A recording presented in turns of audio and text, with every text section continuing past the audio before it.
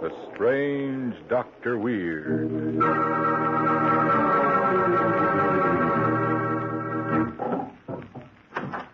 Good evening. Come in, won't you? Well, what's the matter? You seem nervous tonight. Perhaps the cemetery outside my house has upset you. But speaking of the cemetery, it reminds me of a story I want to tell you.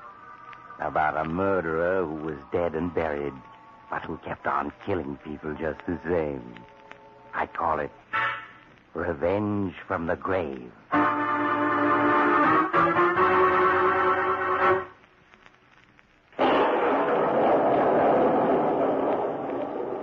My story, Revenge from the Grave, begins in the suburban section of a large city. It is just midnight, and a full moon casts dark shadows beneath the trees that line the street. John Rogers, a businessman on his way home, turns a corner, but stops abruptly as a man with a scarf about his face steps out of the shadow. Just a moment, Rogers. Who are you? What do you want? I want to talk to you. Get out of my way. Not so fast. A gun?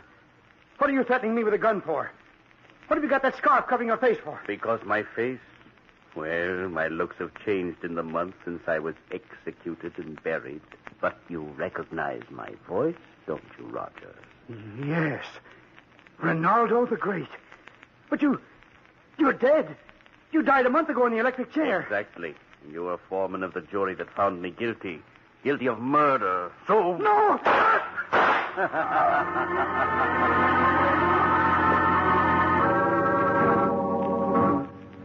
John Rogers' strange death remained a complete mystery to the police for a month. And then, early one evening, a pale-faced young man called upon Henry Wilson, the district attorney who had successfully convicted Ronaldo the Great, to tell him a story that Wilson found quite impossible to believe. Now, wait a minute. Let me get this straight.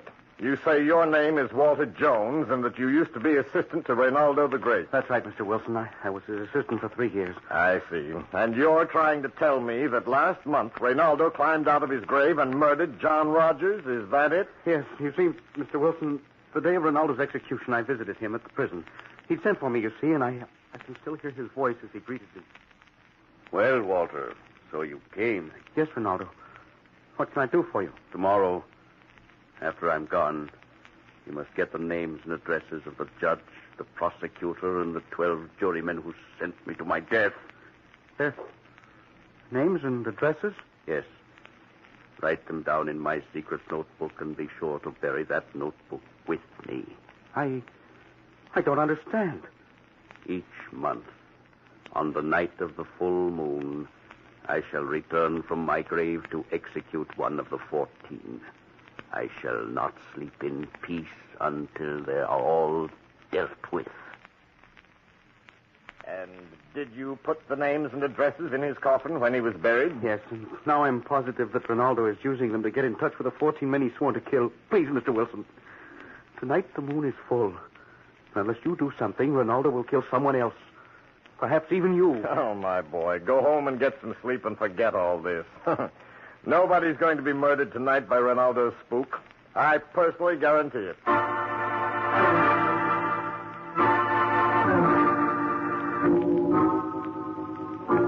Only partly reassured, young Walter Jones left.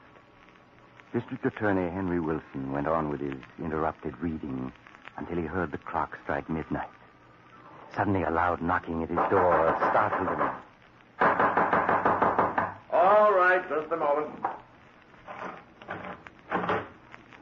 Who are you? You don't recognize me, Wilson. Not with that scarf wrapped around your face, no. The scarf is to keep from innocent passers-by a sight that should remain forever hidden within the darkness of a moldering coffin. But my voice, surely you recognize that. Your voice? Ronaldo the Great. Oh, no, that's impossible. Yes, Ronaldo. Come to call on you tonight, the night of the full moon, to kill you. Like this? So you refuse to believe in the powers of the great Ronaldo, did you? Just as the others on my list still do. But they shall learn that not even the grave can stand between them and the fate that is theirs.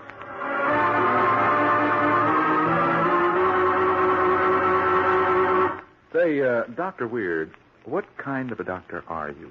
Well, I'm an MD of a different kind. Doctor of Madness. And I am a DH, Doctor of Hats. My counsel to all men is this. If your hats never seem to fit properly, if you're always tugging at the brim and fussing with the crown, remember that trying to doctor up a sick-looking hat isn't going to remedy the case. The best prescription is to get a hat that's designed from the start to keep in good shape and fit neatly. An Adam hat. Made of finest quality material, Adam hats have the stamina to wear well and are styled to the best taste. Color shades are distinctive and appropriate. For hats that reflect perfect craftsmanship, see the latest line of smartly fashioned Adam hats. Prices only $3.45 to $10 at all of the thousands of Adam hat stores and authorized dealers from coast to coast. Now, the good Dr. Weird. And now I'll continue my story, Revenge from the Grave. After the mysterious murder of District Attorney Wilson, young Walter Jones went to Judge Dexter, who had sentenced Rinaldo the Great to death. He told Judge Dexter the whole story of Rinaldo's vow of vengeance and was greeted, as he feared, with skepticism. Now, Jones, you want me to believe that Rinaldo the Great, dead and buried for 2 months, emerged from his coffin that night to strangle Wilson? It's true. I know it's true. If you really believe that, why didn't you go to the police immediately? They just have laughed at me. Besides, I didn't want to believe it was true. But tonight the moon is full again. Huh? And tonight he'll kill someone else unless we stop him. I know he will. Just what do you propose we do? We must go to the cemetery tonight. Just the two of us. And open Rinaldo's coffin. Take away that list of names and addresses that I buried with him. Then he'll be helpless. I see you believe all this, Jones. Well, just to set your mind at rest, I'll go to the cemetery with you and prove to you once and for all that Rinaldo the Great is dead and quite incapable of coming back to harm anyone.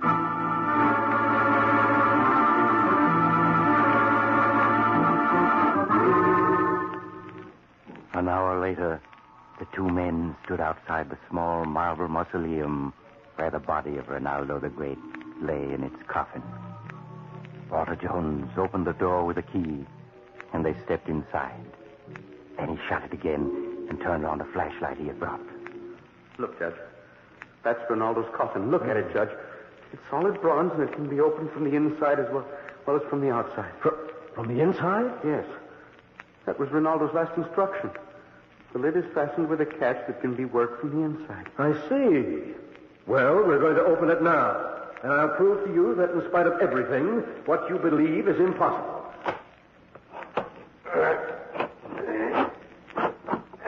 There. Now shine the flashlight inside. You see? Rinaldo. There's Rinaldo the Great. Dead if I ever saw a dead man. Now, are you convinced? Look. There's the notebook with the names and addresses of the men he swore vengeance on. And in his hand, look, Judge. Merciful heavens, a revolver. The gun he shot John Rogers with. It must be. No, it's impossible. Oh, the flashlight. What's happened to it? Something knocked it out of my hand. You fool, you dropped it. Pick it up and turn it on again. It's black as pitch in here. No, Rinaldo. Jones, what is it? Where are you? Jones, answer me. He cannot answer you, Judge Dexter. I have silenced him for the time being. Rinaldo. At your service, my dear Judge. No, I don't believe it. It's not possible. You're dead. I saw your body there in the coffin. Quite true. I'm dead and I'm also alive. An interesting paradox, isn't it? Time now for you to suffer the fate to which you sentenced me. No, let me go. Let me go. You must die. I call the rape. You're sworn that you shall die, and you shall. No, if you won't let me go, I'll have to shoot. Now, where are my matches? Yes. There, now I can see. Jones, speak to me. Judge, what happened? I feel so funny. So weak. My chest hurts. Jones, I shot you with the gun we found hidden in Ronaldo's coffin. I had to. You would have killed me if I hadn't. I'd have killed you? Yes. I don't understand. But I do now. Listen, my boy. That last interview you had with Ronaldo in his cell, he hypnotized you before you left him. He ordered you to carry out his mad scheme of vengeance for him. I don't understand. He hypnotized you and told you that each night of the full moon you would believe you were he, Ronaldo, that you'd talk like him and act like him. It was you who killed John Rogers and the district attorney, just as you tried to kill me a moment ago. You couldn't help it, my boy. You were just carrying out a condemned man's diabolical scheme. Jones! It's no use. He's gone. And Ronaldo the Great is really dead. At last.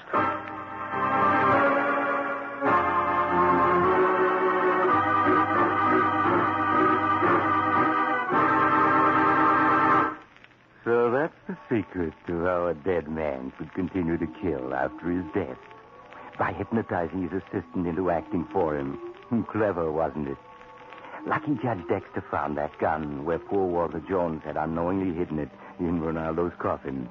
Or Ronaldo might still be coming to life on nights of the full moon to continue his diabolical plan of revenge. Hey, you weren't on that jury that convicted Ronaldo, were you? If you were, I'd certainly... Oh, you have to go now. But perhaps you'll visit me again soon. Just look for the house on the other side of the cemetery, the house of Dr. Weir.